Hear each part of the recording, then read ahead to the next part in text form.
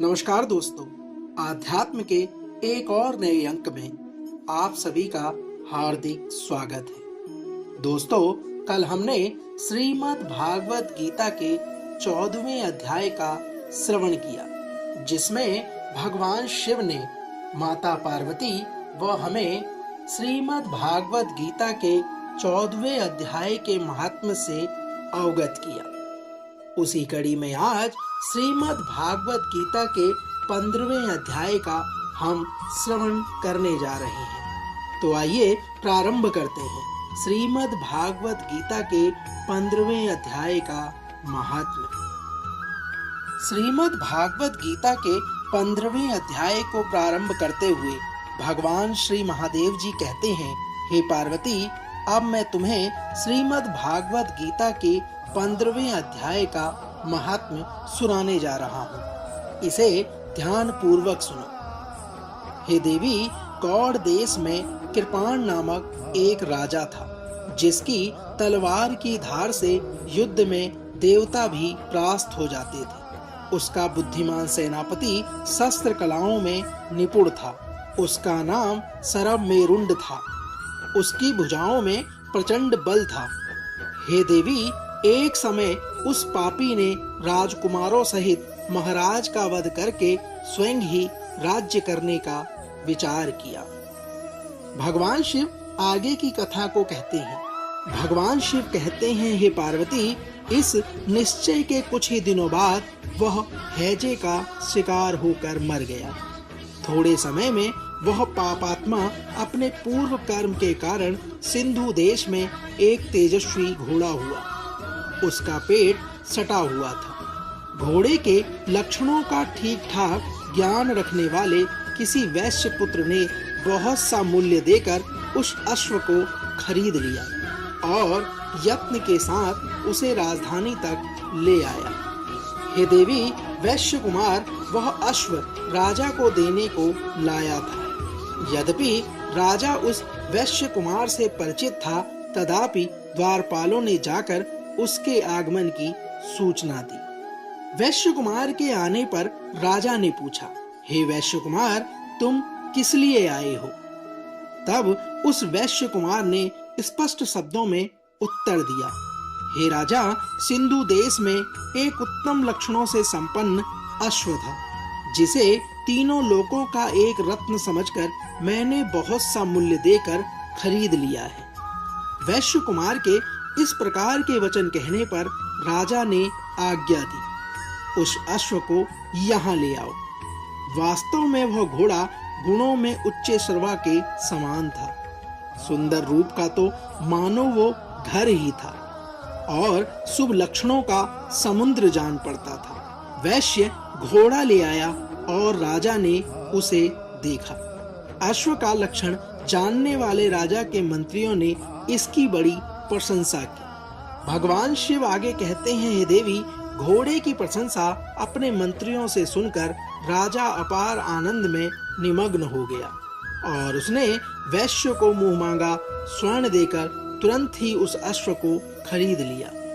कुछ दिनों बाद एक समय राजा शिकार खेलने के लिए उत्सुक हो उसी घोड़े पर चढ़कर वन में गया। वहां मृगों के पीछे उन्होंने अपना घोड़ा बढ़ाया।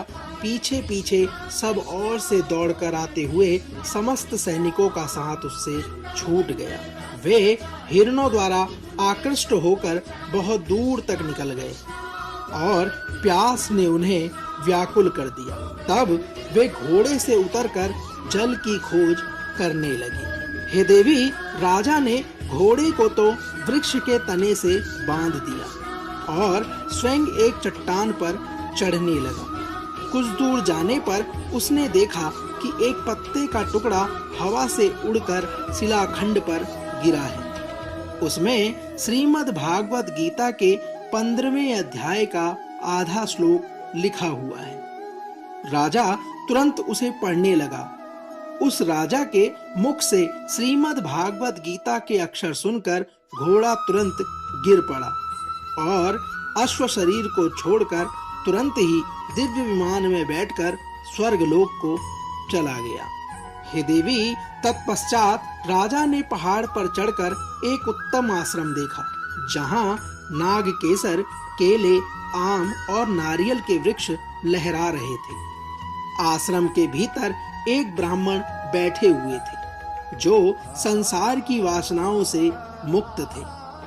राजा ने उन्हें प्रणाम करके बड़े भक्ति के साथ पूछा, हे ब्राह्मण, मेरा अश्व अभी अभी स्वर्ग को चला गया है, इसका क्या कारण है? मुझे विस्तार पूर्वक बताने का कष्ट करें। हे देवी पार्वती, राजा की इस प्रकार की बातें सुनकर त्रिकालदर्शी, मंत्रवेत्ता और महापुरुषों में श्रेष्ठ विष्णु शर्मा नामक ब्राह्मण ने कहा, हे राजन, पूर्व काल में तुम्हारे यहाँ जो सरमेरुंड नामक सेनापति था, वह तुम्हें पुत्रों सहित मारकर स्वयं राज्य हड़पने की तैयारी में था। इसी बीच वह हैजे का शिकार होकर मृत्यु को प्राप्त हो गया। उसके बाद वह उसी पाप से घोड़ा हुआ था। आज तुमने श्रीमद् भागवत गीता के 15वें अध्याय का आधा श्लोक अपने मुख से जब पढ़ा, तो उसी श्लोक के श्रवण से वह अश्व स्वर्ग को प्राप्त हुआ है। भगवान शिव आगे कहते हैं, हे देवी, तदंतर राजा के सैनिक राजा को ढूंढते हुए वहां आ पहुंचे। उन सब के साथ ब्राह्मण को प्रणाम करके राजा प्रसन्नता पूर्वक वहां से चले और श्रीमद् भागवत गीता के 15वें अध्याय के श्लोकाक्षरों से अंकित उसी पत्र को पढ़कर प्रसन्न होने लगे। राजा के नेत्र हर्ष से खिल उठे। राजा ने घर आकर मंत्रवेत्ता मंत्रियों के साथ अपने पुत्र सिंहबल को राज्य सिंहासन पर अभिषिक्त किया और स्वयं श्रीमद् भागवत गीता के 15वें अध्याय के जप से विशुद्ध चित्त होकर भगवान विष्णु के धाम मोक्ष को प्राप्त हुए। हे देवी पार्वती, तो यह था श्रीमद् भागवत गीता के 15वें अध्याय का महत्व। जो मनुष्य श्रीमद् भागवत गीता के 15वें अध्याय का श्रवण रोजाना करता है, वह पाप कर्म से छूटकर भगवान विष्णु के वैकुंठ धाम को प्राप्त होता है। दोस्तों, तो यह था श्रीमद् भागवत गीता के 15वें अध्याय का सार। हम आशा करते हैं कि आपको आज का अंक अवश्य पसंद आया होगा।